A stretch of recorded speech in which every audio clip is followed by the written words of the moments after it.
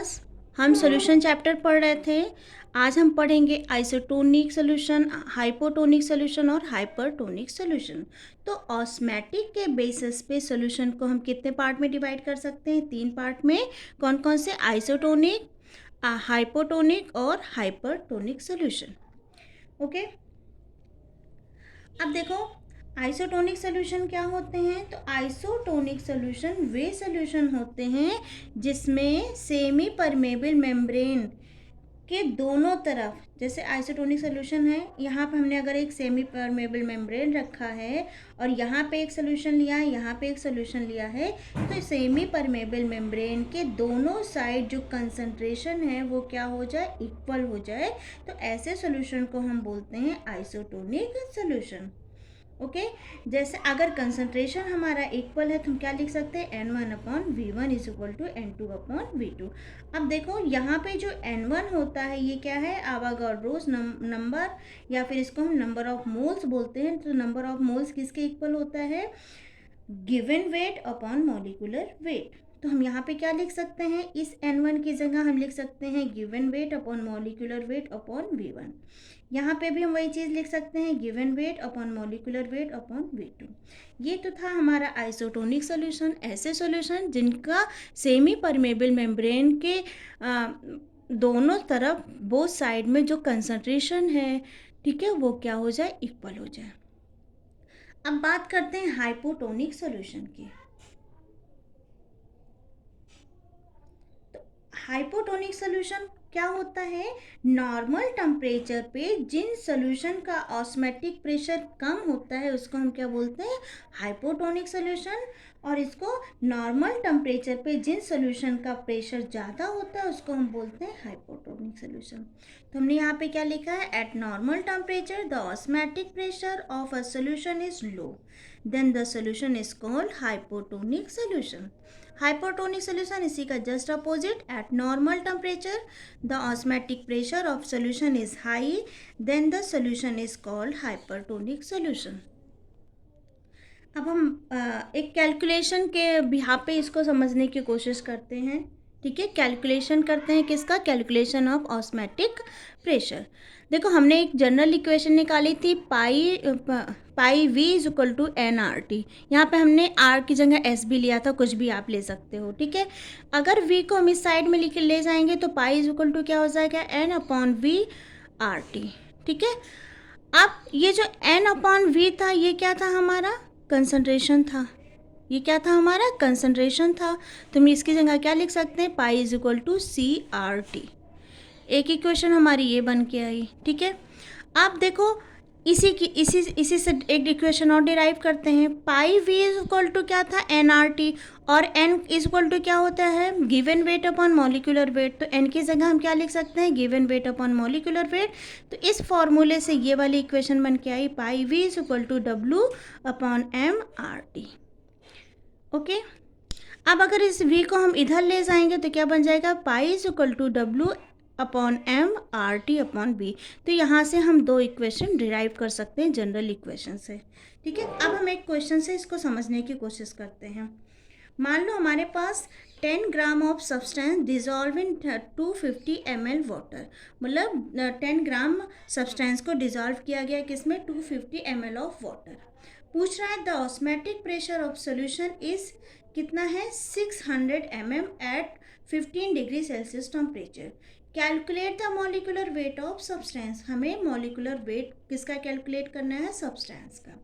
तो molecular weight पूछ रहा है तो यहाँ से हम ये वाला फॉर्मूला निकाल सकते हैं। ठीक है, इस वाले फॉर्मूले से ये m को इधर लिए जाओ और ये पाई को इधर ले आओ, तो क्या हो जाएगा? m is equal to W upon pi RT upon V।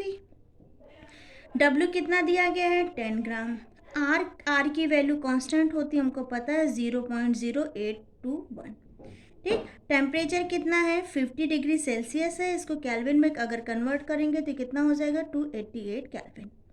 पाई कितना दिया गया है? देखो 600 दिया है, लेकिन एक एटमॉस्फेरिक प्रेशर कितना होता है? 760। तो हम इससे क्या करेंगे? इसको डिवाइड कर लेंगे। वॉल्यूम कितना दिया है? वॉल्यूम इन्होंने ml में दिया है, इसको हम लीटर में कन्वर्ट कर लेंगे। तो इसके लिए हम इसको किससे डिवाइड कर देंगे? 1000 से। ठीक, अब हम क्या करेंगे, हमें सारी वैल्यू निकल के आ गई, डब्ल्यू आ गया, आर आ गया, टी आ गया, पाई आ गया, वी आ गया। तो फॉर्मूला क्या है, एम इज इक्वल टू क्या था आपका, M is equal to W upon pi R T upon V. तो ये हम पूरी वैल्यू को इसमें क्या कर देंगे, पुट कर देंगे। ओके, जब हम इस वैल्यू को इसमें पुट करेंगे तो जो आंसर निकल के आएगा ये आएगा 1198। या आप कैलकुलेट कर लीजिएगा, यही आंसर आएगा। ठीक है, तो यहाँ से हम क्या निकाल सकते हैं, मॉलिक्यूलर वेट किसी भी सब्सटेंस का, कि कितना मॉलिक्यूलर वेट वाला सब्सटेंस डिसॉल्व किया गया है। अब हम पढ़ते हैं lowering in vapour pressure. Lowering in vapour pressure क्या होता है, देखो ग्राम के जो पार्टिकल होते हैं, मतलब गैसियस मॉलिक्यूल के जो पार्टिकल्स होते हैं वो क्या करते हैं, फ्रीली मूव करते हैं और आपस में क्या करेंगे, कोलाइजन करेंगे। और इस कोलाइजन के साथ साथ इनके मॉलिक्यूल्स कंटेनर पे भी क्या करते हैं, कोलाइजन करते हैं। ठीक है, तो इस कंटेनर की वॉल पर एरिया इन गैसेस के पार्टिकल से कोलेजन में जो फोर्स लग रहा है वो फोर्स क्या कहलाता है, वो क्या कहलाता है, वो गैस का प्रेशर कहलाता है। ठीक है, इस कोलेजन की वजह से गैस के पार्टिकल का पर एरिया, वॉल पर एरिया जो फोर्स लग रहा है वो क्या कहलाता है, गैस का प्रेशर कहलाता है। अब ये तो रही बात गैस की। अब अगर मान लो हम एक दूसरा कंटेनर लें और उस कंटेनर में हम क्या रख दें, गैसेस के मॉलिक्यूल। ठीक है, अगर उस कंटेनर में हम गैसेस के मॉलिक्यूल रख देते हैं तो क्या होता है बेटा, अब ये एक कंटेनर लें और उसमें हम लिक्विड रख दें और ये लिक्विड कैसा हो, वोलेटाइल नेचर का हो, मतलब रूम टेम्परेचर पे ही ये वेपर फेस में कन्वर्ट होगा और धीरे धीरे ऊपर जाएगा। जिसकी वजह से क्या है, पहले ऊपर डेंसिटी लो थी, क्योंकि ये जो लिक्विड है ये कन्वर्ट हो रहा है वेपर में, ऊपर जा रहा है, तो धीरे धीरे ऊपर जो होती है वो डेंसिटी क्या हो जाती है, ज़्यादा हो जाती है। और जब यहाँ पे डेंसिटी ज़्यादा हो जाएगी तो ये आपस में कंडेंस होना शुरू कर देंगे और उसके बाद इन दोनों में क्या हो जाएगा, एक इक्विलिब्रियम सिचुएशन क्रिएट हो जाएगी। किसके किसके बीच, कंडेंसेशन और वेपोराइजेशन। कंडेंसेशन और वेपोराइजेशन के बीच एक इक्विलिब्रियम स्टेट आ जाएगा। ठीक है, उस सिचुएशन में वेपर लिक्विड के सरफेस, ये जो वेपर लिक्विड का जो सरफेस है उस वेपर लिक्विड के सरफेस पे एक फोर्स लगती है और इसी फोर्स को बोला जाता है वेपर प्रेशर। ठीक है, सॉल्यूशन जितना वोलेटाइल नेचर का होगा वेपर प्रेशर भी उतना ही इंक्रीज होगा। अब जानते हैं वेपर प्रेशर में कमी आने का कारण, जिसको हमने बोला है lowering in vapour pressure. Vapour pressure समझ में आ गया, इसमें कमी क्यों आती है। देखो, मान लो मेरे पास ए और बी दो सोल्यूशन है। ठीक है, यहाँ पे बी जो है प्योर सॉल्वेंट है, वोलेटाइल नेचर का है, जबकि जो हमारा ए है वो नॉन वोलेटाइल नेचर का है।